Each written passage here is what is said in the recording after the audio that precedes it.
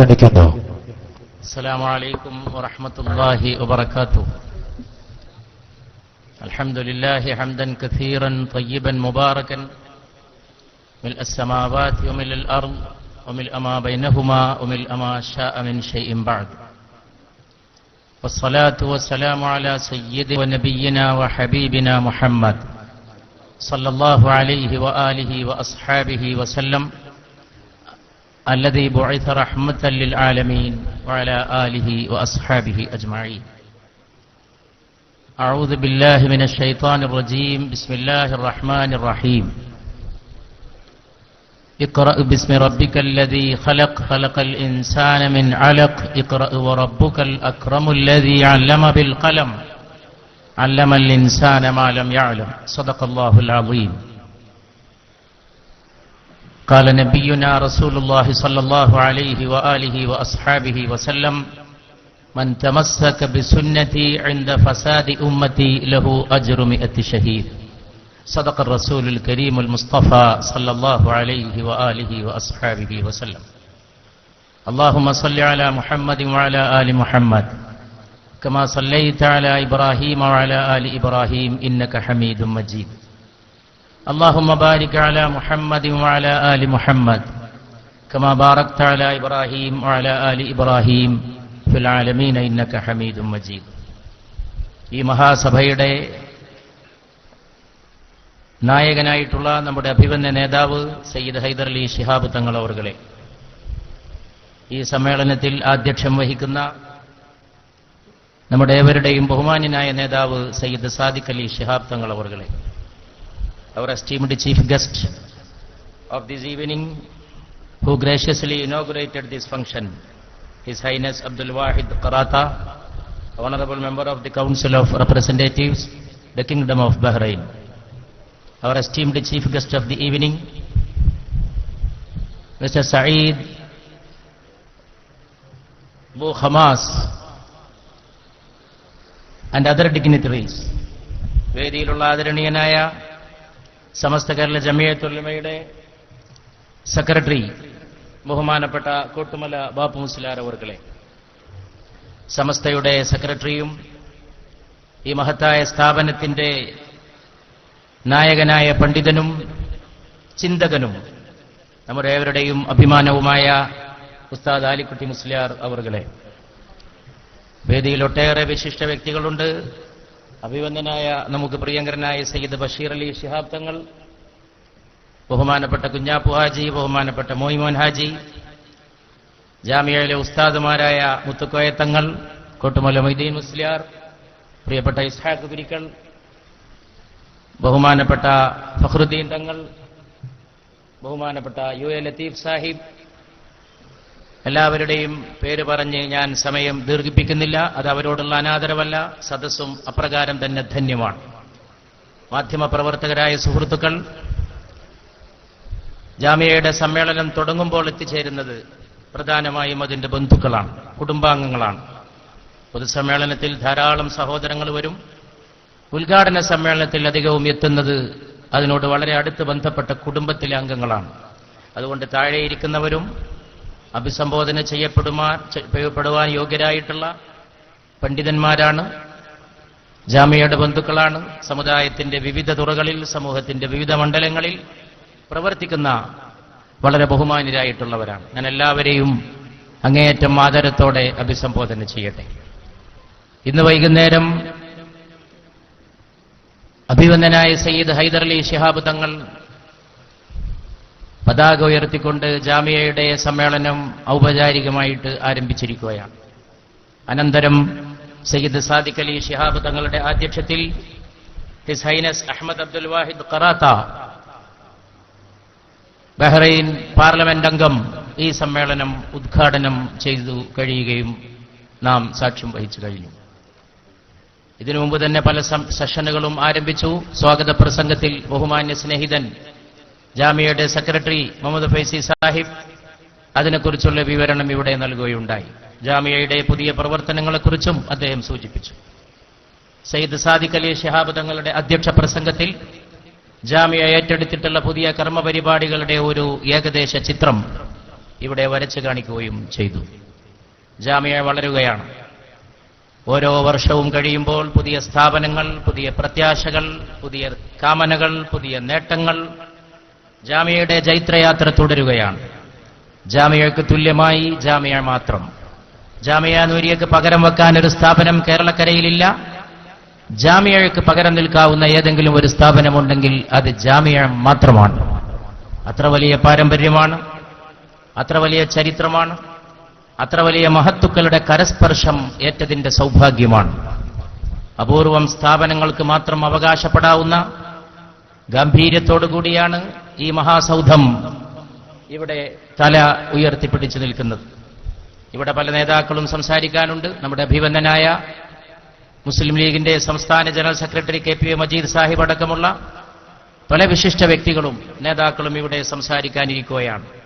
മുഖ്യപ്രഭാഷണം എന്ന ചുമതല ഏൽപ്പിച്ചതുകൊണ്ട് ഈ സന്ദർഭത്തിൽ ചില കാര്യങ്ങൾ പറയുവാനാണ് ഞാൻ ഈ ബഹുമാനപ്പെട്ട വേദിയുടെയും ബഹുമാനപ്പെട്ട സദസ്സിന്റെയും ഇടയിൽ നിലകൊള്ളുന്നത്. ജാമിയ നൂരിയ അതിന്റെ ഓരോ സമ്മേളനത്തിൽ വരുമ്പോഴും ഞാൻ ചിലപ്പോഴൊക്കെ ഈ വേദിയിൽ സൂചിപ്പിച്ചിട്ടുണ്ട്, നമ്മൾ കഴിഞ്ഞുപോയ ഒരു കൊല്ലത്തെക്കുറിച്ച് ഓർക്കുന്ന സമയമാണ്. ജാമിയയുടെ സമ്മേളനം ജാമിയയുടെ ചരിത്രത്തിൽ മാത്രമല്ല, നമ്മുടെയൊക്കെ ജീവിതത്തിലെ ഒരു നാഴികക്കല്ലാണ്.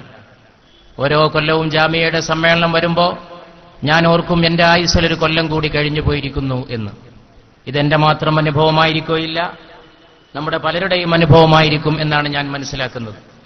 നമ്മുടെ ആയുസ്സിൽ നിന്നൊരു കൊല്ലം കഴിഞ്ഞു പോയത് നാം അറിയുന്ന ഒരു സന്ദർഭമാണ് ഈ വൈകുന്നേരം, അല്ലെങ്കിൽ ഇനി വരാൻ പോകുന്ന സന്ധികൾ. സമാപന സമ്മേളനം അടക്കമുള്ള ഇവിടുത്തെ വമ്പിച്ച സമ്മേളനങ്ങളിൽ പങ്കെടുക്കുമ്പോൾ നാം തിരിഞ്ഞു നോക്കുന്നത് ജാമിയയുടെ ചരിത്രത്തിലേക്ക് മാത്രമല്ല, നമ്മുടെ തന്നെ ചരിത്രത്തിലേക്കാണ്, നമ്മുടെ തന്നെ കഴിഞ്ഞുപോയ ആയുസ്സിലേക്കാണ്, നമ്മുടെ തന്നെ പൊയ്പോയ ഇന്നലകളിലേക്കാണ്.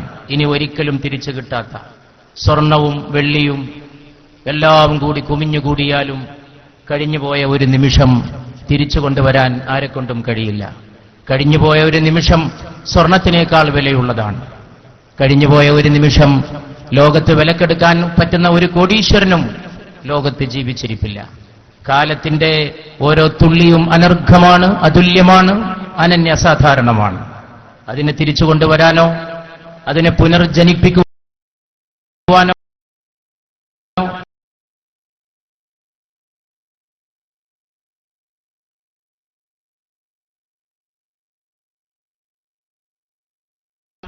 ജീവാനോ സാധനശേഷം ഒരാളുടെയും കയ്യിലില്ല, ഒരു സർക്കാരിന്റെ കയ്യിലുമില്ല, ഒരു മാന്ത്രികന്റെ മാന്ത്രിക വടി കൊണ്ടും കഴിഞ്ഞുപോയ സത്യം ചെയ്യാൻ വേദാന്തങ്ങളിൽ ഒന്നായി കാലത്തെ നാം കാണും.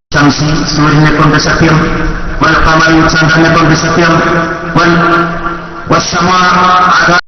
ആകാശത്തെ കൊണ്ട് സത്യം, ഭൂമിയെ കൊണ്ട് സത്യം, പൂർവാഹനത്തിലെ പ്രകാശത്തെ കൊണ്ട് സത്യം. അങ്ങനെയുള്ള മനുഷ്യന്റെ ആത്മാവിനെ കൊണ്ട് സത്യത്തെ കൊണ്ട് സത്യം. അങ്ങനെയൊക്കെ പറഞ്ഞ ഖുർആൻ ഒരു സ്ഥലത്ത് പറയുന്നു, കാലത്തെ തന്നെയാണ് സത്യം. കാലം ദൈവത്തിന്റെ പോലും സത്യത്തിന് പാത്രീഭൂതമായിട്ടുള്ള വലിയ ഒരു സത്യവും പരമാർത്ഥവുമാണ്. കാലത്തെ തന്നെയാണ് സത്യം. ഇന്നലെ ഇൻസാനിലെ തീർച്ചയായും മാനവൻ ഏറ്റവും വലിയ നഷ്ടത്തിലാണ്. ഇല്ലല്ലദീന ആമനൂ വിശ്വസിക്കുകയും സത്യവും ക്ഷമയും സഹനവും പരസ്പരം ഉപദേശിക്കുകയും ചെയ്തവരൊഴികെയുള്ളവരെല്ലാം വലിയ നഷ്ടത്തിലേക്ക് ആപതിച്ചു പോയിരിക്കുകയാണ്. ആ നഷ്ടത്തിന്റെ കഥ മനുഷ്യനെ പഠിപ്പിക്കാൻ സത്യം ചെയ്യാൻ വേണ്ടി തെരഞ്ഞെടുത്തത് കാലമാണ്. ജാമിയയുടെ സമ്മേളന പന്തലിൽ വന്ന് നിൽക്കുമ്പോ ഒരുപക്ഷെ എന്റെ അനുഭവം നിങ്ങളുടെയൊക്കെ അനുഭവം അതായിരിക്കും. പല സഹോദരങ്ങളുടെയും ജാമിയയിലാണ് നമ്മൾ എല്ലാ വർഷവും സമ്മേളനത്തിലുള്ള ഒരു സ്ഥാപനം, മുടങ്ങാതെ സമ്മേളനത്തിന് പോകുന്ന ഒരു സ്ഥാപനം അതാണ്. വാസ്തവത്താൽ തുടക്കം കുറിക്കപ്പെട്ട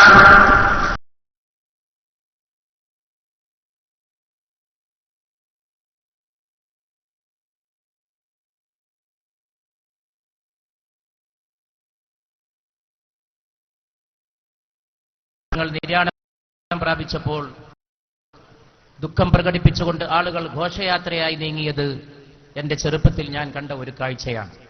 അല്ലാതെ ബാഫഖി തങ്ങളെ കാണാൻ സാധിച്ചിട്ടില്ല. പൂക്കോയ തങ്ങളുടെ ചരിത്രത്തിലേക്ക് വരുമ്പോൾ അതിന് മാറ്റമുണ്ട്.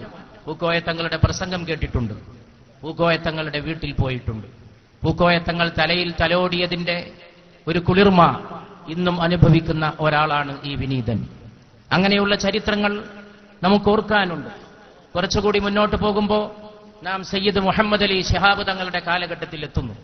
ശിഹാബ് തങ്ങളുടെ കാലഘട്ടത്തിൽ എത്തുമ്പോൾ മിക്കവാറും എനിക്ക് മാത്രമല്ല, ഈ മുമ്പിലിരിക്കുന്ന കുഞ്ഞുങ്ങൾക്ക് വരെ, ഈ സദസ്സിലിരിക്കുന്ന കുട്ടികൾക്ക് വരെ ശിഹാബ് തങ്ങളുടെ മന്ദസ്മിതം, ശിഹാബ് തങ്ങളുടെ നടപ്പ് ഇരിപ്പ്, ശിഹാബ് തങ്ങളുടെ പ്രസംഗം, ശിഹാബ് തങ്ങളുടെ പ്രാർത്ഥനകൾ, ശിഹാബ് തങ്ങൾ തോളിൽ കൈയിട്ട് നടക്കുന്ന ആരുടെയോ ഏതെങ്കിലും ഒരു സ്നേഹം ഉള്ള ഒരു സഹോദരന്റെ നടന്നു പോകുമ്പോൾ ആരുടെ തോളത്താണ് ആ കൈ വന്ന് വീഴുക എന്ന് പറയാൻ സാധിക്കില്ല. അതൊരു നേതാവിന്റെ തോളിലാകാം, ഒരു അനുയായിയുടെ തോളിലാകാം, ഒരു വലിയ വ്യക്തിയുടെ തോളിലാകാം, ഒരു സാധാരണക്കാരന്റെ തോളിലാകാം. ഈ ജാമ്യയുടെ മുറ്റത്തൂടെ ശിഹാബ് തങ്ങൾ നടന്നു പോകുമ്പോൾ അങ്ങനെയൊക്കെയാണ്. ഞാൻ ശിഹാബ് തങ്ങളെ അവസാനമായിട്ട് കണ്ടുമുട്ടുമ്പോഴും എന്റെ തോളിൽ ശിഹാബ് തങ്ങളുടെ ആ ബഹുമാനപ്പെട്ട കരം ഉണ്ടായിരുന്നു. അത് ചാലിയത്ത് വെച്ചായിരുന്നു. തങ്ങൾ നിര്യാണം പ്രാപിക്കുന്നതിന് 4 ദിവസം മുമ്പാണത്. അന്നും കാറിലേക്ക് നടന്നു പോകുമ്പോൾ എന്റെ തോളിൽ കൈവച്ച് കാറ് വരെ നീങ്ങിയതും, നടക്കും, നിൽക്കും, പിന്നെയും നിൽക്കും, പിന്നെയും നടക്കും. ഞാൻ ഓർക്കാറുണ്ട് എന്തുകൊണ്ടാണ് അങ്ങനെയെന്ന്. അന്നത്തെ ദിവസം 2 അടി നടക്കും, പിന്നെയും നിൽക്കും, പിന്നെ കൂടെയുള്ളവരോട് പുഞ്ചിരി തൂകും, യാത്ര ചോദിക്കും, പിന്നെ 2 അടി നടക്കും. ആകെ വളരെ കുറഞ്ഞ ദൂരമേ ഉണ്ടായിരുന്നുള്ളൂ ഒരു സ്ഥലത്ത് നിന്ന് കാറിലേക്ക്, വാഹനത്തിലേക്ക് എത്താൻ. പക്ഷേ ഒരു 10 മിനിറ്റോളം എടുത്തിട്ടാണ് അന്ന് യാത്ര നീങ്ങിയത്. ഓർക്കുമ്പോൾ അഭിമാനം തോന്നും. ആ ഒടുക്കം കണ്ടപ്പോഴും മഹാനായ തങ്ങളുടെ കരം തോളിൽ വന്ന് വീഴാൻ നമുക്ക് ഭാഗ്യമുണ്ടായി. ഇതെന്റെ ഭാഗ്യം മാത്രമല്ല, എത്രയെത്രയോ ആളുകളുടെ ഭാഗ്യമാണ്. ഞാൻ ചിലപ്പോൾ പറയാറുണ്ട്, ശിഹാബ് തങ്ങളുടെ അനുസ്മരണ പ്രസംഗം നമ്മളൊക്കെ നടത്താറുണ്ട്. ഏതെങ്കിലും ഒരു സാധാരണക്കാരനെ വിളിച്ച്, ഒരു സമ്മേളനത്തിൽ തടിച്ചുകൂടിയ 10,000-ങ്ങളിൽ നിന്ന് ഒരാളെ വിളിച്ച് നീ ശിഹാബ് തങ്ങളെക്കുറിച്ച് 4 വാക്ക് അനുസ്മരണ പ്രസംഗം നടത്തൂ എന്ന് പറഞ്ഞാൽ അതിന് കഴിയാത്ത ആരാണ് ഈ കേരളത്തിലുള്ളത്?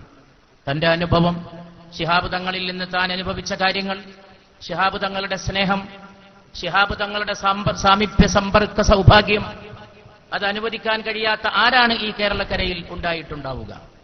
അങ്ങനെയുള്ള മഹത്തുക്കളാണ് ജാമിയക്ക് നേതൃത്വം കൊടുത്തത്. അപ്പുറത്തേക്ക് നോക്കുമ്പോൾ ഞാൻ ശംസുൽ ഉലമ ഇ.കെ. അബൂബക്കർ മുസ്ലിയാരെ കണ്ടുമുട്ടുന്നു.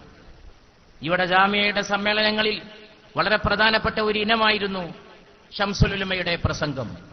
അദ്ദേഹം പ്രസംഗിക്കുന്നതിന് വേണ്ടി എല്ലാവരും എഴുന്നേറ്റ് വളരെ താല്പര്യത്തോടുകൂടി നിൽക്കും. അദ്ദേഹത്തിന്റെ ആ പ്രസംഗം ഇങ്ങനെ കത്തിക്കയറി. ഞാനൊരു ലേഖനത്തിൽ അതിനെക്കുറിച്ച് എഴുതിയിട്ടുണ്ട്. അതൊരു അസാധാരണമായ പ്രസംഗ ശൈലിയായിരുന്നു. മെല്ലെ മെല്ലെ കത്തിക്കയറിപ്പോയി അത് ഉയരത്തിലേക്ക് കടന്നു ചെല്ലും. ഒരിക്കൽ ഈ ജാമിയയുടെ വേദിയിൽ വെച്ച് ശംസുൽ ഉലമ പ്രസംഗിക്കുമ്പോൾ പറഞ്ഞു, എന്താണ് ചക്ക? ചക്ക എന്ന് പറയുന്ന സാധനം പ്ലാവിൽ നിന്ന് ലഭിക്കുകയുള്ളൂ. കേട്ടാൽ തോന്നും ഒരു സാധാരണ കാര്യമാണ് എന്ന്. പക്ഷെ ആ സാധാരണ കാര്യം പറഞ്ഞുകൊണ്ട് ഒരു അസാധാരണ കാര്യം പറയാനാണ് അദ്ദേഹം ഉദ്ദേശിച്ചിരുന്നത്. സാധാരണമായിട്ടുള്ള ഉപമകളെ കൊണ്ട് അസാധാരണമായ കാര്യങ്ങൾ പറയുക, കേവലം കൊച്ചു കഥകൾ പറഞ്ഞുകൊണ്ട് വലിയ വലിയ കാര്യങ്ങൾ പറഞ്ഞു കൊടുക്കാൻ ശ്രമിക്കുക. അതാണ് വലിയ പണ്ഡിതന്മാരുടെ ശൈലി. അവർ സാധാരണക്കാരോട് ചെറിയ ചെറിയ കൊച്ചു കൊച്ചു കഥകൾ പറയും. ഡൽഹിയിൽ അന്ത്യവിശ്രമം കൊള്ളുന്ന ഹസരത്ത് നിസാമുദ്ദീൻ ഔലിയ, അദ്ദേഹത്തിന്റെ ഏറ്റവും വലിയൊരു പതിവ് കഥ പറച്ചിലായിരുന്നു. കഥകൾ ഇങ്ങനെ പറയും. ഒരു ഷെയ്ഖിന് അങ്ങനെ ഒരു അനുഭവം ഉണ്ടായി എന്ന് പറയും. അത് അദ്ദേഹത്തിന്റെ തന്നെ അനുഭവമായിരിക്കും. പക്ഷെ എന്റെ അനുഭവം എന്നായിരിക്കില്ല അദ്ദേഹം പറയുക. ഒരു ഷെയ്ഖിന് അനുഭവം ഉണ്ടായി. ഒരു ദിവസം നിസാമുദ്ദീൻ ഔലിയ പറയുകയാണ്, ഒരു വലിയനോട്, ഒരു ഷെയ്ഖിനോട് ആരോ ചോദിച്ചു, നിങ്ങൾക്ക് ഏറ്റവും ഇഷ്ടപ്പെട്ട ഖുർആനിലെ സൂക്തം ഏതാണ്?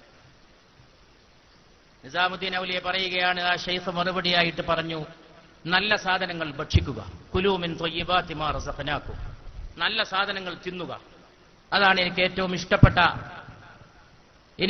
ഇഷ്ടപ്പെട്ട ആയത്ത് എന്ന് ആ ഷെയ്ഖ് പറഞ്ഞു എന്ന് പറയുമ്പോൾ നിസാമുദ്ദീൻ ഔലിയ അദ്ദേഹത്തെയാണ് ഉദ്ദേശിക്കുന്നത്. പക്ഷെ അദ്ദേഹം തിന്നുന്ന ആളായിരുന്നില്ല. 365 ദിവസവും അദ്ദേഹത്തിന് നോമ്പായിരുന്നു. 365 ദിവസവും നോമ്പ്.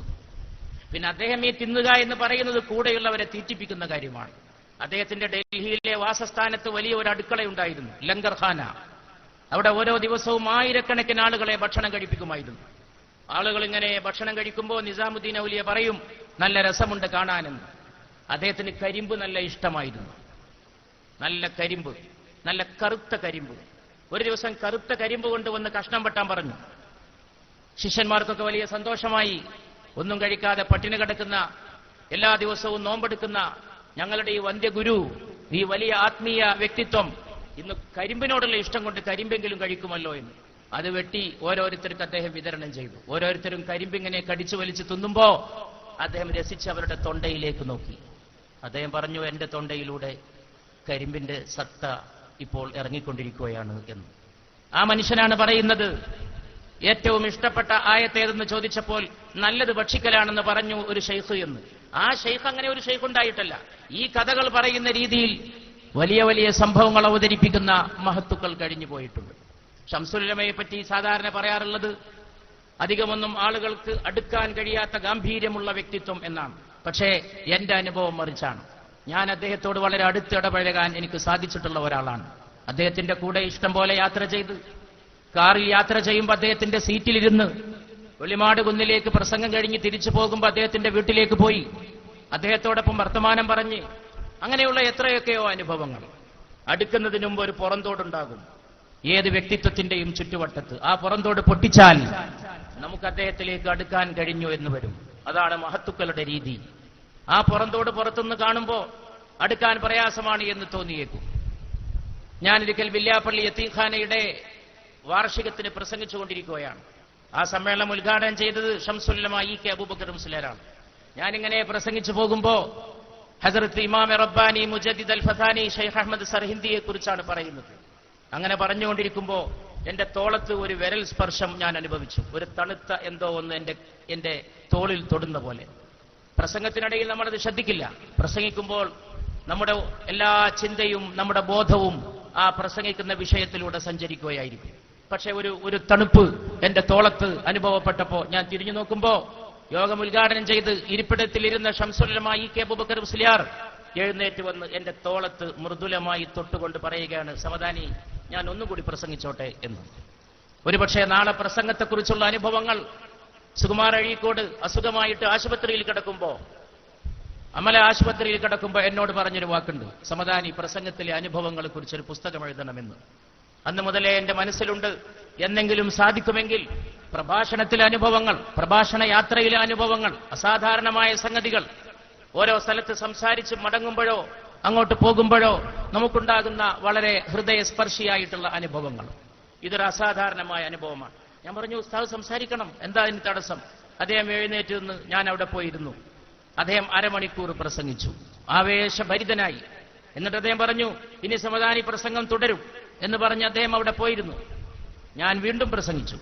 ഇത്ര രസകരമായിട്ടുള്ള ഒരു കാലഘട്ടമാണ്. ഉലായിക ആബാഇ, ഇവരാണ് എന്റെ പിതാക്കന്മാർ. ഉലായിക ആബാഇ, ഇവരാണ് എന്റെ പിതാക്കന്മാർ. കാലമേ, നിനക്ക് കഴിയുമെങ്കിൽ അവരെ വീണ്ടും ജനിപ്പിക്കൂ. ഇല്ല, കാലത്തിന് പിശുക്കാണ്, കാലത്തിന് ബുഖലാണ്, കാലം ബഖീലാണ്. അങ്ങനെയുള്ള നേതാക്കന്മാരെയും മഹത്തുക്കൾക്കും ജന്മം നൽകാൻ കാലത്തിന് എപ്പോഴും പിശുക്കാണ് എന്ന് തുടർന്ന് ആ അറബി കവി രേഖപ്പെടുത്തുന്നു. അങ്ങനെയുള്ളവരാണ് ഈ സ്ഥാപനത്തിൽ. അന്നും ഞങ്ങൾ മടങ്ങിയത് മുമ്പോട്ട് ഇരിക്കാൻ ശ്രമിക്കുമ്പോൾ അദ്ദേഹം അടുത്തിരുത്തും, തോളത്ത് തട്ടിയിട്ട് സീറ്റിൽ തന്നെ ഇരുത്തും. വെളിമാട് കുന്ന് പോയി വീട്ടിൽ പോയി സേട്ട് സാഹിബിന്റെ കൂടെ ഞങ്ങൾ ചില സംഗതികളൊക്കെ, ചില അദ്ദേഹത്തിന്റെ വീട്ടിൽ ചില കുട്ടികൾക്ക് ചില ഉപഹാരങ്ങളൊക്കെ വാങ്ങി ഒരു കുണ്ടൻ ഇടവഴിയിലൂടെ വെള്ളിമാട് കുന്നിലേക്ക് നടന്നു പോയത്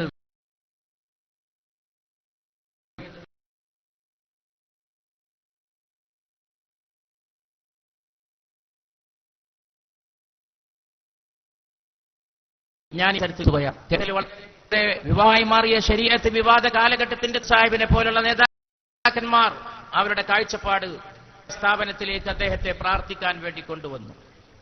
ഞാൻ ജാമ്യയുടെ ചരിത്രത്തിലേക്ക് ഒരു തിരിഞ്ഞുനോട്ടം നടത്തുക മാത്രമാണ് ചെയ്യുന്നത്. കണ്ണിയത്ത് ഉസ്താദിന്റെ പ്രാർത്ഥനയിൽ യാ വദൂദ് യാ വദൂദ് യാ വദൂദ്, അസ്മാഉൽ ഹുസ്നയിലെ യാ വദൂദ് യാ, ആ പ്രാർത്ഥനാ വാക്കുകൾ മുഴങ്ങിയ വേദിയുടെ പരിസരത്താണ് നാം സമ്മേളിച്ചിട്ടുള്ളത്. വാഴക്കാട് അങ്ങാടിയിൽ ചെന്ന് ഈ പൂവൻ പഴത്തിന് എത്രയാണ് വില? 5 റുപ്യ. കണ്ണിയത്ത് ഉസ്താദ് ചോദിക്കും, 4 റുപ്യക്ക് തരുമോ? 4 റുപ്യ. 4 റുപ്യക്ക് തരുമോ? എന്നാ 4 റുപ്യക്ക് തരും എന്ന് പറയൂ. ആ 4 റുപ്യക്ക് ഞാൻ തരാം. 4 റുപ്യ കൊടുത്തു. ഇനി 4 റുപ്യ കിട്ടിയെന്ന് പറയൂ. ആ 4 റുപ്യ കിട്ടിയിരിക്കുന്നു, എന്നാൽ ഞാൻ നിന്റെ പഴം എടുത്തിരിക്കുന്നു എന്ന് പറയുന്ന സൂക്ഷ്മതയുടെ, എന്ന് പറയുന്ന വളരെ ലളിത ജീവിതത്തിന്റെ ഉടമ പോലെയാണ് അവരെയൊക്കെ നമുക്ക് കാണുവാൻ സാധിച്ചത്. കോട്ടുമല അബൂബക്കർ മുസ്ലിയാർ, ഷെയ്ഖുന കെ ഹസ്രത്ത്, അവരൊക്കെ അപ്രകാരം തന്നെ. ഉസ്താദ് കെ ഹസ്രത്തിനോടൊപ്പം മർക്കസിൽ പ്രവർത്തിക്കാൻ എനിക്ക് വർഷങ്ങൾ അവസരമുണ്ടായി. അദ്ദേഹം ഒരു കുടുംബനാഥനെ പോലെയായിരുന്നു. അദ്ദേഹത്തിന്റെ കീഴിൽ വളരെ സന്തോഷത്തോടെ പ്രവർത്തിക്കാം. സ്നേഹമുള്ള ഒരു പണ്ഡിതൻ. കെ ഉസ്താദ് എന്താണെന്ന് ചോദിച്ചാൽ ഞാൻ പറയും പണ്ഡിതൻ രണ്ടാമത്. ആദ്യത്തേത് വാത്സല്യമുള്ള ഒരു കുടുംബനാഥൻ. വാത്സല്യമുള്ള ഒരു കുടുംബനാഥൻ. സ്നേഹം. പെരുന്നാൾ വരുമ്പോ മർക്കസിലെ സ്റ്റാഫിനെയൊക്കെ വിളിച്ചുകൂട്ടി നീ പോയിട്ട് പെരുന്നാൾക്ക് എന്തെങ്കിലും വാങ്ങ് എന്ന് പറയുന്ന സ്നേഹനിധിയായ പിതാവായിരുന്നു കെ അബൂബക്കർ ഹസ്രത്ത്. അദ്ദേഹമൊക്കെ പടുത്തുയർത്തിയ സ്ഥാപനം, അദ്ദേഹം പ്രിൻസിപ്പളായി പ്രവർത്തിച്ച അദ്ദേഹത്തിന്റെ പിൻഗാമിയായിട്ടാണ് ഇന്ന് ഉസ്താദ് ആലിക്കുട്ടി മുസ്ലിയാർ ഈ സ്ഥാപനത്തിന് നേതൃത്വം നൽകിക്കൊണ്ടിരിക്കുന്നത്. കോട്ടുമല ഉസ്താദിനെ പോലെ എത്രയെത്ര പണ്ഡിതന്മാരെയാണ് നമുക്കങ്ങനെ കണ്ടുമുട്ടാൻ സാധിക്കുന്നത്. അവരുടെയൊക്കെ പ്രാർത്ഥനകൾ, അവരുടെയൊക്കെ പ്രവർത്തനങ്ങൾ, അവർ മുമ്പേ നടന്നതിന്റെ പിറകെ നടന്നുപോയിട്ടുള്ള പൂക്കോയത്തങ്ങളുടെ പിറകെ, വാഫകിത്തങ്ങളുടെ പിറകെ, അപ്രകാരം തന്നെ ഈ പണ്ഡിതന്മാരുടെ പിറകെ അവരുടെയൊക്കെ പ്രാർത്ഥനകൾ, ആ പ്രാർത്ഥനകളുടെ ഫലമായിട്ട് ഉണ്ടായിട്ടുള്ളതാണ് ഈ സ്ഥാപനം. ഒരുപാട് ചരിത്രങ്ങൾ. ഒരുപക്ഷെ ആ കണ്ണിയിലേക്ക് എത്രയെത്ര ഓരോ വർഷം കഴിയുമ്പോഴും നമ്മുടെ നിർഭാഗ്യമാണ്, പക്ഷേ കാലത്തിന്റെ ഒഴിച്ചുകൂടാനാകാത്ത ഒരു നിർബന്ധവുമാണ്. നമ്മിൽപ്പെട്ടവർ ഓരോരുത്തർ, ഉസ്താദ് കാളമ്പാടി ഉസ്താദ് അവർകൾ ഈ അടുത്ത കാലത്ത് നിര്യാണം പ്രാപിക്കുകയുണ്ടായി. അദ്ദേഹം നിര്യാണം പ്രാപിച്ച് അദ്ദേഹത്തിന്റെ നാട്ടിലേക്ക് വലിയ ഒരു ദിവസം പെട്ടെന്ന് വാഹനങ്ങളുടെ ഒരു നിര അദ്ദേഹത്തിന്റെ ഗ്രാമത്തിലേക്ക് ഉണ്ടായി. അദ്ദേഹം നിര്യാണം പ്രാപിക്കുന്നതിന് മുമ്പ് അത്രയൊന്നും ആളുകൾ ആ ഗ്രാമത്തിൽ വരേണ്ട കാര്യമുണ്ടായിരുന്നില്ല. പെട്ടെന്ന് അദ്ദേഹം നിര്യാണം പ്രാപിച്ചപ്പോൾ അവിടെ ഒരു വലിയ ആൾക്കൂട്ടമുണ്ടായി. ധാരാളം വാഹനങ്ങളുടെ ഒരു പ്രവാഹം തന്നെ ഉണ്ടായി. എന്നെ അങ്ങോട്ട് കൂട്ടിക്കൊണ്ടുപോയ ചെറുപ്പക്കാരൻ മയ്യത്ത് എത്തുന്ന ആ സമയത്ത് തന്നെ, എത്തുന്നതിന് അല്പം മുമ്പ് ആ വീട്ടിലെത്തി. മയ്യത്ത് കൊണ്ടുവരുമ്പോൾ വീട്ടിന്റെ അകത്തെ മുറിയിൽ ആ മയ്യത്ത് കിടത്തുന്ന സമയത്ത് ഞാൻ അവിടെ ഉണ്ടായിരുന്നു. തിരിച്ചു വരുമ്പോ ആ പ്രയാസത്തിനിടയിൽ ഒരു ചെറുപ്പക്കാരൻ പറയുകയാണ്, ഞങ്ങൾ ഉസ്താദിനോട് പലതവണ ആവശ്യപ്പെട്ടതാണ് ഈ റോഡിനൊന്ന് വീതി കൂട്ടിക്കൂടെ എന്ന്. നിങ്ങളെ കാണാൻ വരുന്ന ആളുകൾക്കെങ്കിലും സൗകര്യമല്ലേ എന്ന്. അദ്ദേഹം പറയാറുണ്ടായിരുന്ന മറുപടി, റോഡിന് വീതി കൂട്ടിയാൽ കിബിറ് കൂടും, അതുകൊണ്ട് റോഡ് ഇത്ര വീതി മതി എന്നായിരുന്നുവെന്ന് അദ്ദേഹത്തിന്റെ അയൽവാസിയായ ഒരു ചെറുപ്പക്കാരൻ എന്നോട് പറയുകയുണ്ടായി. റോഡിന് വീതി കൂട്ടിയാൽ അഹങ്കാരം കൂടുമെന്നാണ് പറയുന്നത്. വിനയം നിലനിർത്താൻ റോഡിന് ഇത്ര വീതി മതി എന്നാണ് പറയുന്നത്. അതായിരുന്നു കാളമ്പാടി ഉസ്താദ്. ഞാനത് കേട്ട് മൗനമായിട്ട് ഇരുന്നു. ഞാനൊന്നും മറുപടി പറഞ്ഞില്ല. മറുപടി പറയേണ്ട കാര്യമില്ല. ആ മൗനത്തിൽ നിന്ന് നമുക്ക് ഒരുപാട് പഠിക്കുവാനുണ്ട്.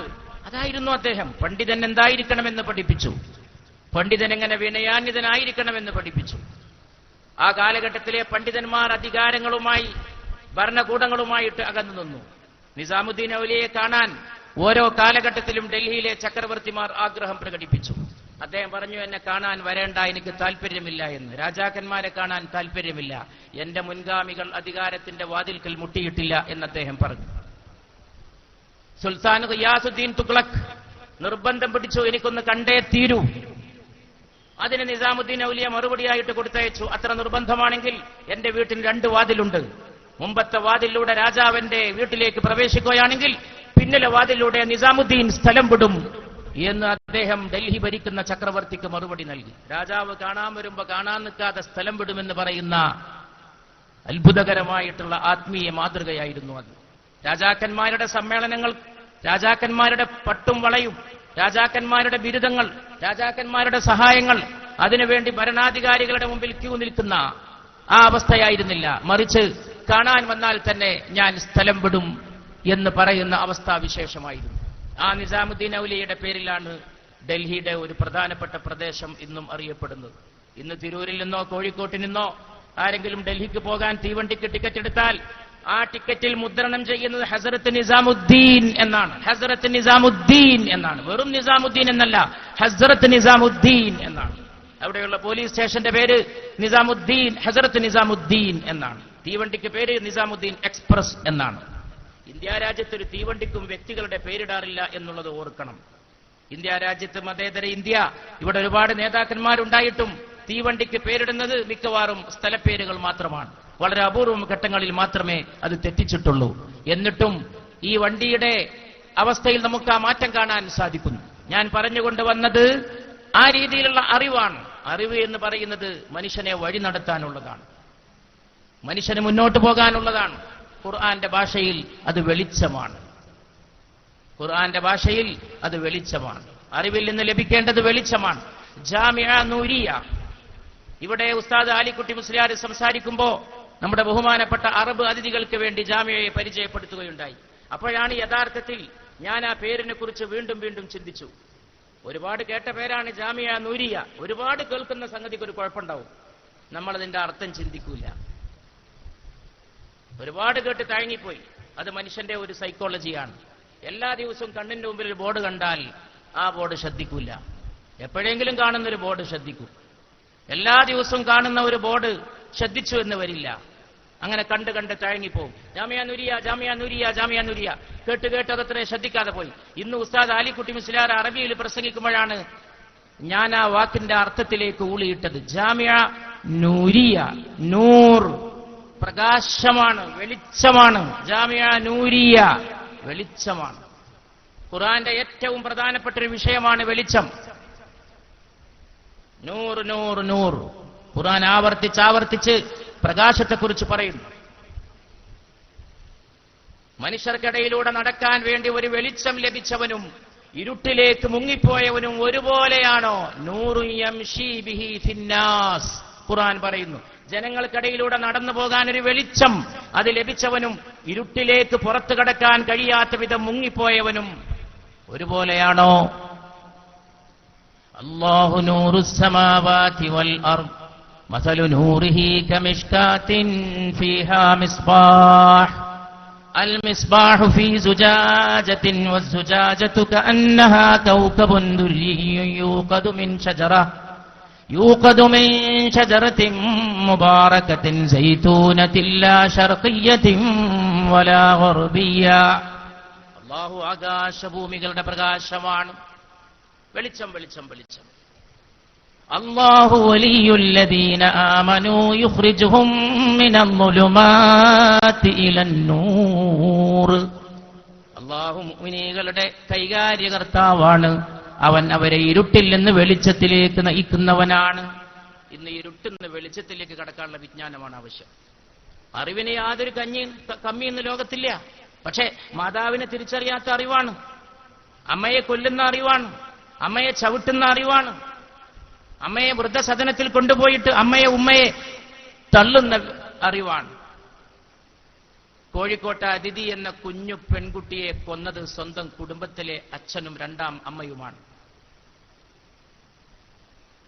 ദക്ഷിണ കേരളത്തിലെ ഷഫീഖ് എന്ന കുട്ടി വെല്ലൂരിലെ ആശുപത്രി കിടക്കുന്നത് ബാപ്പയും രണ്ടാം ഉമ്മയും കൂടി മർദ്ദിച്ചിട്ടാണ്.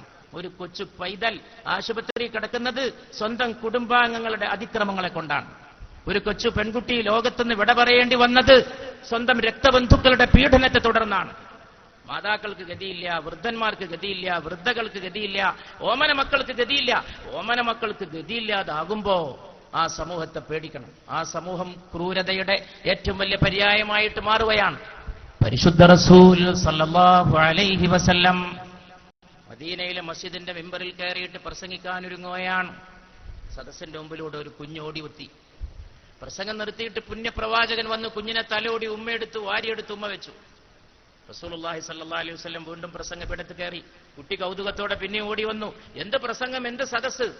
അള്ളാഹുവിന്റെ ദൂതർ, ദൈവദൂതർ താഴേക്ക് ഇറങ്ങി വന്നിട്ട് കുഞ്ഞിനെ വാരിയെടുത്ത് ഉമ്മ വെച്ചു.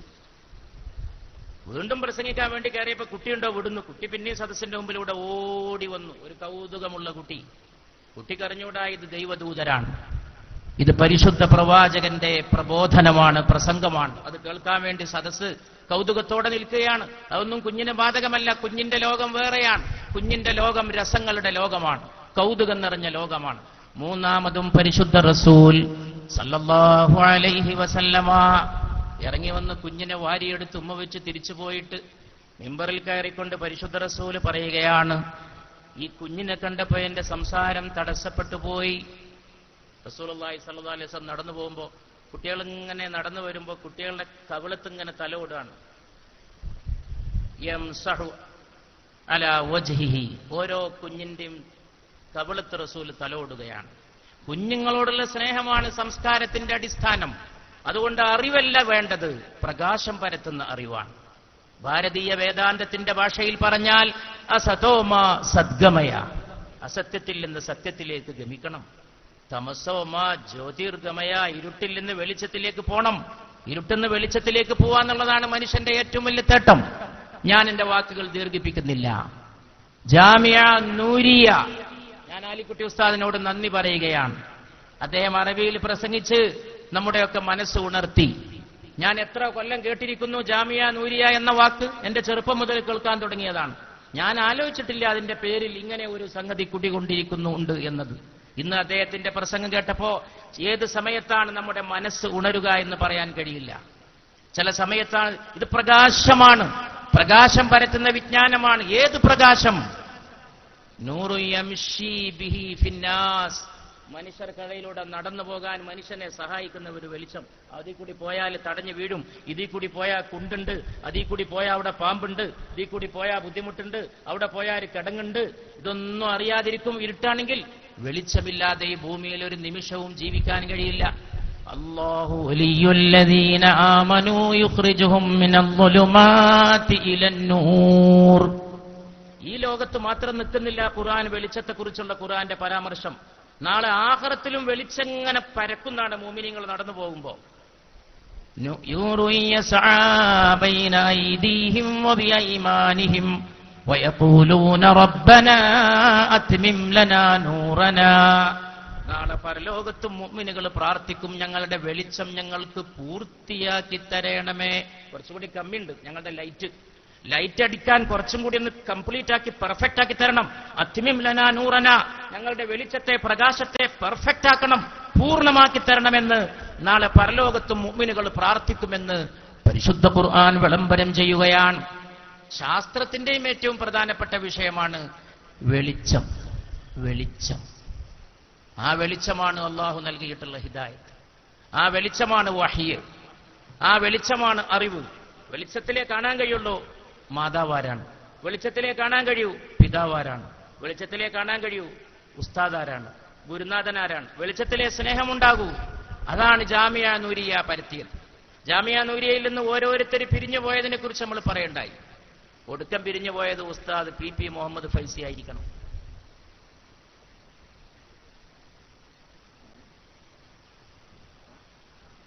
പാറന്നൂർ ഉസ്താദ്, പാറന്നൂർ, ശരിയാണ്. ഒടുക്കം പിരിഞ്ഞു പോയത് പാറന്നൂർ ഉസ്താദാണ്. പക്ഷെ ഞാനൊരു ഇവിടുത്തെ ഒരു അടുപ്പം, ഈ പ്രാദേശികമായിട്ടുള്ള അടുപ്പം വെച്ച് നോക്കുമ്പോ PP ഞങ്ങൾ ഒന്നിച്ചൊരുപാട് പ്രവർത്തിച്ചിട്ടുണ്ട്. ഉമർ അലി ശിഹാബ് തങ്ങളോടൊപ്പം ഒരു കാലഘട്ടത്തിൽ രണ്ടാരകളായി ആ പേരിടുന്ന ഘട്ടത്തിൽ ഞങ്ങൾ ഒന്നിച്ചിരുന്ന് എല്ലാവരോടും ഓരോ പേര് കൊണ്ടുവരാൻ പറഞ്ഞു. ഷംസുൽമ പറഞ്ഞു എല്ലാവരും പേര് എഴുതിയിട്ട് ഏൽപ്പിച്ചു കൊടുക്കുക. പക്ഷെ ആ പേരൊന്നും അല്ല സുന്നി അഫ്കാർ എന്ന പേര്. പലരും പല പേരും കൊടുത്തു. ഒരു ദിവസം VK ബോക്കർ മുസ്ലിയാർ ഒരു പേരങ്ങ് പ്രഖ്യാപിച്ചു, സുന്നി അഫ്കാർ. അങ്ങനെയാണ് ആ പേര് ആ പത്രത്തിന് വരുന്നത്.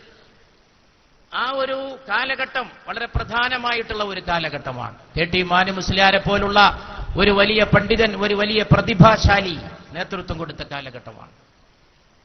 KT മാനി മുസ്ലിയാർ ജാമിയയിലെ ഒരു ജാമിയയെക്കുറിച്ച് പറയുമ്പോൾ മാനി മുസ്ലിയാരെ കുറിച്ച് എങ്ങനെ പറയാതിരിക്കും? എന്റെ ബഹുമാന്യ സ്നേഹിതൻ നാട്ടികയെക്കുറിച്ച് എങ്ങനെ പറയാതിരിക്കും? നാട്ടിക മൂസ മൗലവിയെക്കുറിച്ച് ഈ രണ്ടുപേരുടെ നാവ് ഒരു കാലത്ത് പടവെട്ടിയത് എന്നെങ്ങനെ അനുസ്മരിക്കാതിരിക്കും? ഉസ്താദ് മാനി മുസ്ലിയാർ, ഞാൻ ഒരിക്കൽ അദ്ദേഹം ക്ഷണിച്ചിട്ട് കരുവാരെ കൊണ്ടുപോയി. അന്ന് അദ്ദേഹം എന്നെ ധാരാളമായിട്ട് ഭക്ഷണം കഴിപ്പിച്ചു. പാത്രത്തിലേക്ക് പത്തിരിയിട്ട് തരും, പിന്നെ കുറച്ച് ചാറൊഴിച്ചു തരും, പിന്നെയും പത്തിരിയിട്ട് തരും, പിന്നെയും ചാറൊഴിച്ചു തരും. കഴിച്ച് ഞാനന്ന് വീട്ടിൽ പോയിട്ട് എന്റെ വീട്ടുകാരോട് പറഞ്ഞു, എനിക്കിന്ന് ഭക്ഷണം വേണ്ട എന്ന് പറഞ്ഞു. എനിക്കിന്ന് ഭക്ഷണേ വേണ്ട, അത് പകലാ പറയണത്, ഇന്ന് വൈകുന്നേരം വേണ്ട, രാത്രിയും വേണ്ട. അതെന്റെ മാനു മുസ്ലിയാർ എന്നെ അത്ര തീറ്റിപ്പിച്ചു. ഈ രീതിയിൽ നമുക്ക് ഓർക്കുമ്പോ മാനു മുസ്ലിയാർ ജമിയത്തുൽ മുഅല്ലിമീന്റെ സമ്മേളനത്തിൽ ഇരിക്കുമ്പോ എന്റെ കയ്യിൽ നിന്ന് കൊടുത്ത വെള്ളമാണ് അദ്ദേഹം കുടിക്കുന്നത്. ഇതൊക്കെ നമ്മുടെ ജീവിതത്തിൽ എന്നെന്നും ഓർക്കാൻ കഴിയുന്ന കാര്യങ്ങളാണ്. ഞാൻ അദ്ദേഹത്തെ കാണണം ഇങ്ങനെ പറഞ്ഞിരിക്കുന്ന സമയമായിരുന്നു. അദ്ദേഹത്തെ ഫോൺ ചെയ്ത് അറിയിച്ചിരുന്നു, കാണാമെന്ന് പറഞ്ഞിരുന്നു. ഞാൻ അദ്ദേഹത്തിന്റെ മുഖത്തേക്ക് നോക്കി, നമ്മൾ കാണണ്ടേ എന്നുള്ള അർത്ഥത്തിൽ. ഞങ്ങൾ അടുത്തടുത്തായിരിക്കുന്നു. അപ്പൊ അദ്ദേഹം വേർക്കുന്നത് കണ്ടു, ക്ഷീണിച്ചതായിട്ട് കണ്ടു. എനിക്ക് ആ രംഗം കണ്ടപ്പോൾ വളരെ പ്രയാസം തോന്നി. വല്ലാതെ വേർക്കുന്നു, മുഖത്തൊക്കെ വേർപ്പ് പൊടിഞ്ഞിരിക്കുന്നു. ഞാൻ ചോദിച്ചു, വെള്ളം വേണമെന്ന് ചോദിച്ചു. അപ്പുറത്തൊരു വെള്ളത്തിന്റെ കുപ്പി ഗ്ലാസ് ഉണ്ട്. ഞാൻ അടുത്തിരിക്കുന്ന ആളെ അത് കൈ കൊടുത്തു. അത് കുടിച്ച് പോകുമ്പോൾ ആ സ്റ്റെപ്പ് ഇറങ്ങിയിട്ട് കടപ്പുറത്തെ ജമിയത്തുൽ ഉലമയുടെ സ്റ്റേജിൽ നിന്ന് ഇറങ്ങി പോകുമ്പോൾ പുഞ്ചിരി തൂകിക്കൊണ്ട് നമുക്ക് കാണാമെന്ന് പറഞ്ഞ് പോയത് എനിക്ക് ഓർമ്മയുണ്ട്. അബ്ദുൽ ഹമീദ് ഫൈസി അമ്പലക്കടവന്റെ സുഹൃത്ത് പറയുന്നത് അത് തന്നെയായിരിക്കും അവസാനത്തെ സംസാരം എന്നാണ്. കാരണം പിന്നെ ആശുപത്രിയിലേക്ക് പോകുന്നതിനിടയിൽ ഒന്നും മിണ്ടാൻ ഒരവസരവും ഉണ്ടായിട്ടില്ല. ആ KT മാണി മുസ്ലിയാരുടെ വാക്കുകൾ ഇവിടെ പ്രതിധ്വനിക്കുന്നു. കാലം കഴിഞ്ഞു പോകും, തലമുറകൾ ഇനിയും വരും. ജാമിഅ നൂരിയയുടെ സമ്മേളന പന്തലിൽ നമ്മുടെ കുട്ടികളും കുട്ടികളുടെ കുട്ടികളും മക്കളുടെ മക്കളും മക്കളുടെ മക്കളും പോസ്റ്റീരിറ്റി പിൻ തലമുറ കൂട്ടിമുട്ടിക്കൊണ്ടേയിരിക്കും. അപ്പോഴൊക്കെ ഈ ശബ്ദ തരംഗങ്ങൾ അവരോട് സംസാരിക്കും. നമ്മളൊക്കെ പോയാലും ഈ വാക്കുകൾ അവരോട് സംസാരിക്കും. മുൻഗാമികളുടെ വാക്കുകൾ നമ്മൾ പെറുക്കിയെടുത്ത പോലെ നമ്മുടെ വാക്കുകൾ അവർ പെറുക്കിയെടുക്കും. കണിയത്ത് ഉസ്താദിന്റെ പ്രാർത്ഥനയുടെ വാക്കുകൾ ഈ അന്തരീക്ഷത്തിൽ തങ്ങിക്കിടക്കുന്നുണ്ട്, അതവർ പെറുക്കിയെടുക്കും. പൂക്കോയ തങ്ങളുടെ മിതഭാഷിയായ മൗനിയായ പാണക്കാട് PMSA പൂക്കോയ തങ്ങളുടെ മന്ദസ്മിതം സയ്യിദ് ഉമർ അലി ശിഹാബ് തങ്ങളെ കുറിച്ച് സ്വാഗത പ്രസംഗത്തിൽ പറഞ്ഞ വാക്കുകൾ എത്രയോ കണ്ടിട്ടുള്ളവരാണ് നമ്മൾ. ആ ദീർഘമായ ദുആയിലെ വാക്കുകൾ, ഇന്ന് സയ്യിദ് ഹൈദർ അലി ശിഹാബ് തങ്ങൾ ഇവിടെ നടത്തിയിട്ടുള്ള പ്രാർത്ഥനകൾ, അതിലൂടെ മുഴങ്ങിയ വലിയ വലിയ വാക്കുകൾ, അതൊക്കെ ഈ അന്തരീക്ഷത്തിൽ എല്ലാ കാലത്തേക്കുമുള്ളതാണ്. നമ്മൾ വിചാരിക്കുന്നുവോ അതൊരിക്കലും തന്നെ അത്തരം വാക്കുകൾ ഒരിക്കലും ഇല്ലാതെയായി തീരുന്നില്ല. അള്ളാഹു നമുക്ക് അനുഗ്രഹങ്ങൾ ചൊരിഞ്ഞു തരുമാറാകട്ടെ. ഈ വിജ്ഞാനം പരത്താൻ നമുക്ക് ഇനിയും സൗഭാഗ്യമുണ്ടാകട്ടെ. നല്ല അറിവ്. ഇന്ന് സംഭവിക്കുന്ന ഏറ്റവും വലിയ തകർച്ച സംസ്കാരത്തിന് സംഭവിക്കുന്ന തകർച്ചയാണ്. സംസ്കാരത്തെ രക്ഷിക്കുന്ന വിദ്യാഭ്യാസം ഉണ്ടാകണം. സംസ്കാരത്തെ പരിപാലിക്കുന്ന വിദ്യാഭ്യാസം ഉണ്ടാകണം. സംസ്കാരത്തെ നിഷേധിക്കുന്നത് വളരെ ആപൽക്കരമായിട്ടുള്ള പ്രവണതയാണ്. ആ സംസ്കാരത്തിന് വേണ്ടിയുള്ള വിദ്യാഭ്യാസമാണ് ഇന്നുണ്ടാക്കേണ്ടത്. അതാണ് ഇഖ്റ ബിസ്മിയിലൂടെ നമുക്ക് പഠിപ്പിച്ചു തന്നിട്ടുള്ള വിദ്യാഭ്യാസം. അള്ളാഹുവിൽ ഭയമുണ്ടാക്കുക എന്നതാണ് അതിന്റെ അർത്ഥം. അള്ളാഹുവിലുള്ള ഭയമുണ്ടാക്കുക, തഖ്വയുണ്ടാക്കി തീർക്കുക. അള്ളാഹുവാണ് എല്ലാം, അവനാണ് എല്ലാം, അവന്റെ കാരുണ്യമാണ് എല്ലാം. ഈ ജീവിതം അവന്റെ ഒരു ദാനം മാത്രമാണ്. ഇതുണ്ടാക്കിയത് നമ്മളല്ല, ഇതിനെ നിലനിർത്താനും നമുക്ക് കഴിയില്ല. എവിടെ വെച്ചും പൊലിഞ്ഞു പോകാവുന്ന ഈ ജീവിതത്തിൽ നമുക്ക് ആശിക്കുവാനുള്ളത് അള്ളാഹുവിന്റെ കാരുണ്യം മാത്രമാണ്. അള്ളാഹുവിന്റെ കാവലുണ്ടെങ്കിൽ, അവന്റെ കരുണയുണ്ടെങ്കിൽ മറ്റൊന്നിനെയും ആശങ്കപ്പെടാതെ കണ്ട് ജീവിച്ചു പോകാനും, മറ്റൊന്നിനെയും ആശങ്കപ്പെടാതെ ഈ ലോകത്തുനിന്ന് പോകാനും, മറ്റൊന്നിനെയും ആശങ്കപ്പെടാതെ മുന്നോട്ട് പോകാനുമുള്ള വെളിച്ചം നമുക്ക് ലഭിക്കുക തന്നെ ചെയ്യും. അതിനുള്ള പ്രകാശമാണ് ജാമിഅ നൂരിയയുടെ വിജ്ഞാനം കഴിഞ്ഞ കാലഘട്ടങ്ങളിലൂടെ പരത്തുകയുണ്ടായിട്ടുള്ളത്. ഇന്ന് സൂര്യരശ്മികളെക്കുറിച്ച് ഗവേഷണം നടത്തുന്നുണ്ട്, അത് വെളിച്ചമാണ്. പക്ഷെ ആ സൂര്യരശ്മികളെക്കുറിച്ച് ഗവേഷണം നടത്തുന്നവർക്ക് ഉള്ളിലൊരു പ്രകാശം സൃഷ്ടിക്കാൻ സാധിക്കുന്നില്ല. ജിസ്നെ സൂരജ് കി ശുവാവോं को गिरफ्तार किया, സൂര്യരശ്മികൾ കീഴടക്കിയവന് അപ്നി ശബേ താരീഖ് കോ ന സഹർ കർ സക, സ്വന്തം ഇരുണ്ട രാവിന് ഒരു വെളിച്ചം നൽകാൻ കഴിയാതെ പോയി.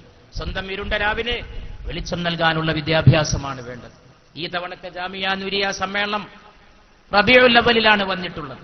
പരിശുദ്ധ റസൂലിന്റെ അവദാനങ്ങൾ വാഴ്ത്തപ്പെടുന്ന, ഏത് സമയത്തും വാഴ്ത്തപ്പെടാനുള്ളതാണ്, ഏത് ദിവസവും വാഴ്ത്താനുള്ളതാണ്. പക്ഷേ ഈ റബീഉൽ അവ്വൽ മാസം വരുമ്പോ ലോകമാസകലം ആ മദ്ഹിന് പുതിയ ഉണർവും പുതിയ ഓജസ്സും പുതിയ ഒരു ഉന്മേഷവും ലഭിക്കുക എന്നുള്ളത് സ്വാഭാവികം മാത്രമാണ്. പുണ്യ റസൂലിന്റെ അവദാനങ്ങളെ കൊണ്ട് ആകാശഭൂമികൾ നിറയുന്ന ഒരു മാസത്തിൽ നമ്മെ ഒരുമിച്ച് കൂട്ടിയ അള്ളാഹുവെ നമുക്ക് സ്തോത്രം ചെയ്യാം.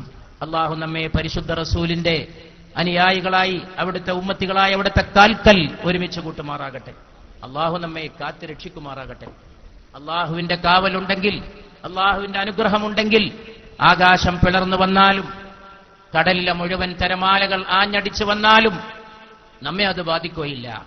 അള്ളാഹുവിന്റെ കാരുണ്യമാണ്, അള്ളാഹുവിന്റെ കാവലാണ്, അള്ളാഹുവിന്റെ അനുഗ്രഹമാണ്, അള്ളാഹുവിന്റെ പരിരക്ഷ മാത്രമാണ് ഏറ്റവും വലിയ പരിരക്ഷ. ആ പരിരക്ഷ പ്രദാനം ചെയ്യുന്ന വെളിച്ചം അള്ളാഹു നമുക്ക് പ്രദാനം ചെയ്യുമാറാകട്ടെ. ഞാൻ ഈ ഒരായത്തോടു കൂടി എന്റെ വാക്കുകൾ അവസാനിപ്പിക്കുകയാണ്.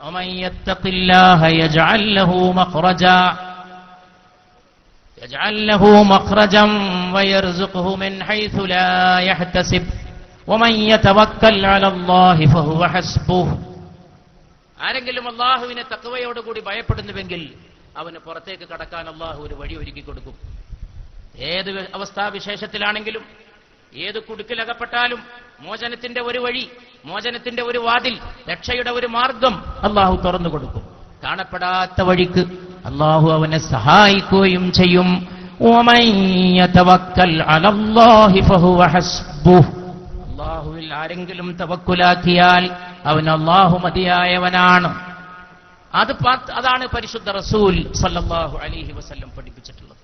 ഈ റബീഉൽ അവ്വലിൽ നമ്മുടെ കാതിൽ വന്ന് ആ വാക്ക് മുഴങ്ങുന്നു, ലാ തഹ്സൻ ഇന്നല്ലാഹ മഅനാ. സിദ്ദീഖുൽ അക്ബറിന്റെ മടിയിൽ കിടക്കുമ്പോഴും ശത്രുക്കളുടെ കാലച്ച കേൾക്കുമ്പോഴും വ്യസനിക്കരുതേ, വിഷമിക്കരുതേ, ദുഃഖിക്കരുതേ, അള്ളാഹു നമ്മോടൊപ്പമുണ്ട് എന്ന ആ വാക്ക് പുണ്യ റസൂലിന്റെ മഹബ്ബത്തിൽ അള്ളാഹു നമ്മെ ചേർക്കുമാറാകട്ടെ.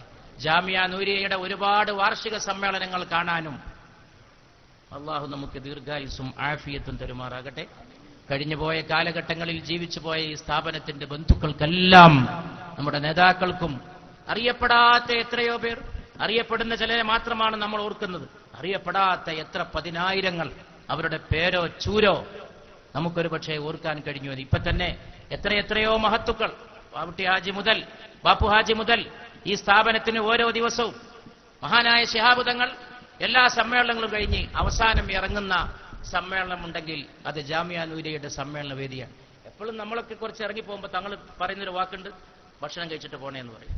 എന്നോടൊക്കെ എത്രയോ തവണ തങ്ങൾ പറഞ്ഞിട്ടുണ്ട്, തങ്ങൾ ഭക്ഷണം കഴിച്ചിട്ട് പോണേന്ന് പറയുന്ന ഒരേ ഒരു സമ്മേളനം ജാമിയ നൂരിയയുടെ സമ്മേളനമാണ്. ബാക്കി എവിടെയും തങ്ങൾ അതിഥിയാണ്, മഹാനായ അതിഥിയാണ്.